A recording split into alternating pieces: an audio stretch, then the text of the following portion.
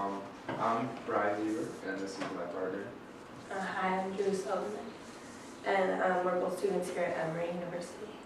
Yeah, we're both freshmen, and we did our final presentation on exercise, sort of like a general overview of exercise, but not just specifically what people normally think, like, you exercise to get in shape. We wanted to talk about more of the positive health benefits, referring to like emotional health and stuff like that.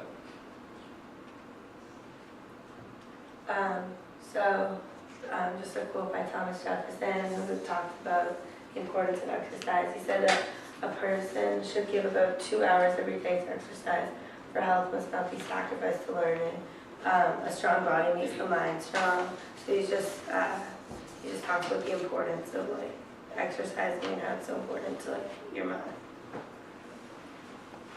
So why exercise? Like I mentioned on the title slide, obviously it helps you to get in shape, you can keep good cardio, you can maintain your level of muscle, but there's also great things such as decreasing stress. When you're a college student and you have a lot of work, you may be committed to a fraternity or sorority or a sports team, you have clubs going on, you have so many things going on, you have so many time commitments, you could have a lot of stress, and exercise can be a way to relieve that stress.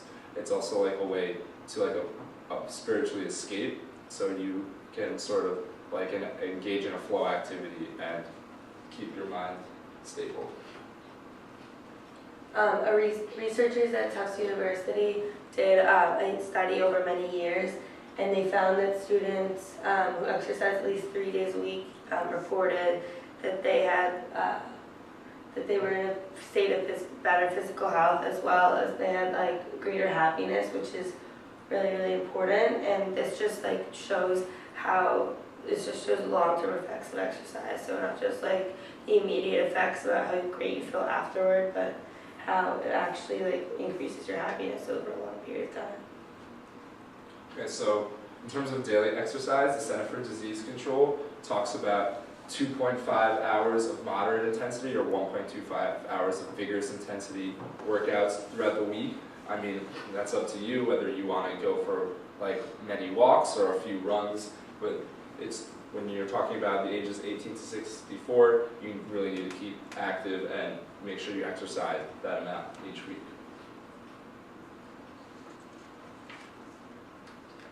So there are 2 ways that are really important, or 3 that are really important that you can work out. So there's cardio or strength training. So cardio, you could take a run at Low-Water or tour campus, or you can go to the Woodpeck and go on the treadmills and bikes, that's open to all students at Emory.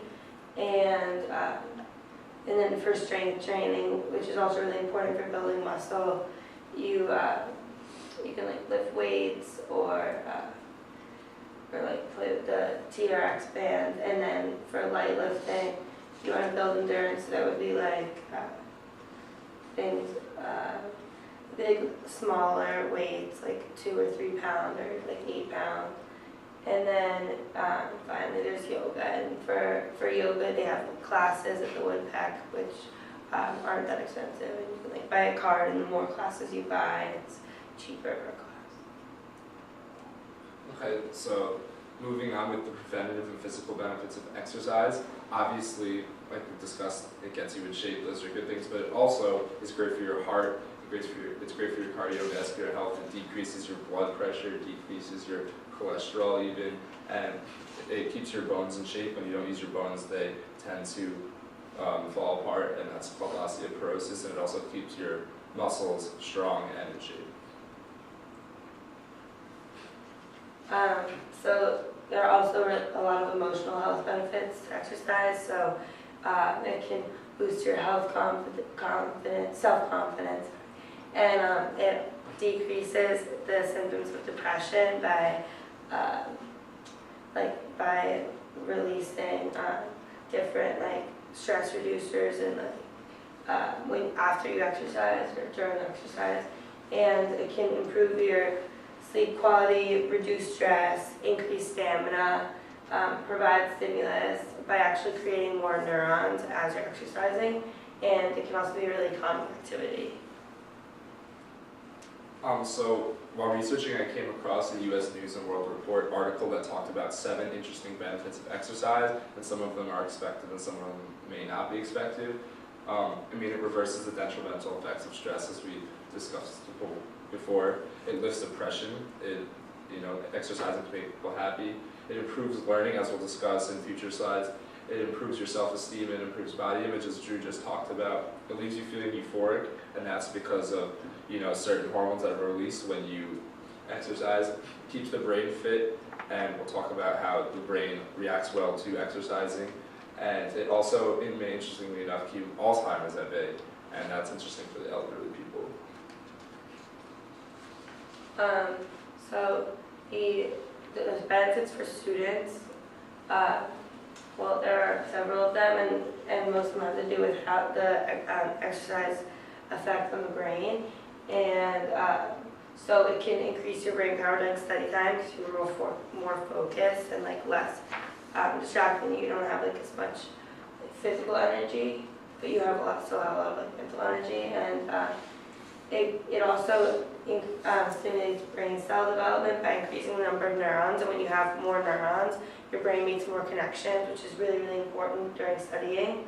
It can improve memory retention. It's actually been found to increase the size of your hippocampus. It increases focus and concentration and relieves stress and boosts mood. So if you're really, really stressed out, you're not going to be as inefficient. You're not going to have as an efficient time studying than if you were relaxed and ready to work. Continuing on that idea and building on it, I found a study that talked about aerobic activity with elementary school students, and it found the more elementary school students engaged in aerobic activity, the better they did on academic math tests. And I thought that was very interesting. As you can see in the graphs up there, there's definitely a positive correlation in the scatter plot. As you see, increased aerobic activity leads to higher achievement in math. So there are a lot of issues in the world today, and one of them is obesity. And it's been found that obesity has doubled in the last 30 years, which is actually a huge problem. And children watch too much TV, and they spend an increasing amount of time on their electronics, so computers and their phones. And this has really been found to be a problem. So increasing the amount of exercise, increasing people's awareness of the benefits of exercise could make, we're hoping, maybe would reduce the amount of time people spend on electronics. Because of that, we are encouraging people to incorporate everyday exercise into their life, and there are a bunch of different ways that you can do it that you may not think of. They're simple, just making a schedule and sticking to it can help you get through the day and not be oh, should I exercise now, should I exercise later? If you say, I have a schedule and I'm supposed to exercise now, you may get more done. You could do things as simple as biking and walking to class, taking the stairs. Exercising with friends makes it more enjoyable. In between studying, in between meals, you exercise. Just little things every day will keep you in shape. And I'll have to stop you there. This is And we just, on our last slide, we talked about you go to Woodpecker, the SAC, or just anywhere on campus and you could exercise. Great. Do you have a resources slide, Yeah. or are they just included? Okay, great. If you could just leave that up for a second. Yeah.